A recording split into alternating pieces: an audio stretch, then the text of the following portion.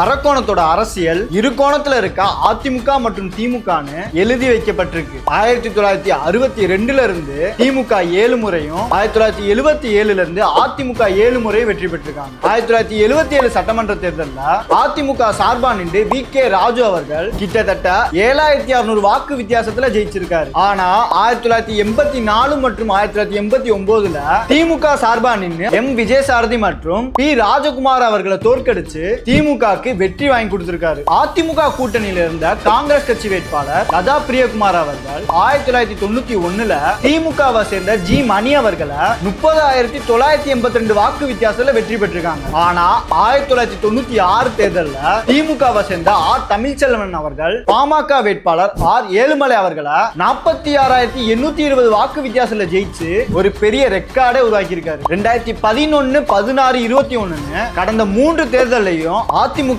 தொடர்ந்து வெற்றி பெற வச்சிருக்காரு எஸ். ரவி அவர்கள். அதுவும் 2021 தேர்தல்ல 85,399 வாக்கு வாங்கி ஜெயிச்சிருக்காரு. இதுவரைக்கும் நடந்த மெஜாரிட்டியான எலெக்ஷன்ஸ்ல திமுக அதிமுக இருபெரும் திராவிட கட்சிகள் தான் அரக்கோணம் தொகுதியில ஆளுமை செலுத்திட்டு வராங்க. வரப்போற 2026 சட்டமன்ற தேர்தல்ல இந்த ஆளுமை மாற்று கட்சிகளுக்கு போக வாய்ப்பு இருக்கா, இல்ல இந்த 2 திராவிட கட்சிகளுக்கு மட்டும்தான் மக்கள் ஆதரவு இருக்கான்னு உங்களோட ஒப்பீனியனை மறக்காம கமெண்ட்ஸ்ல சொல்லுங்க.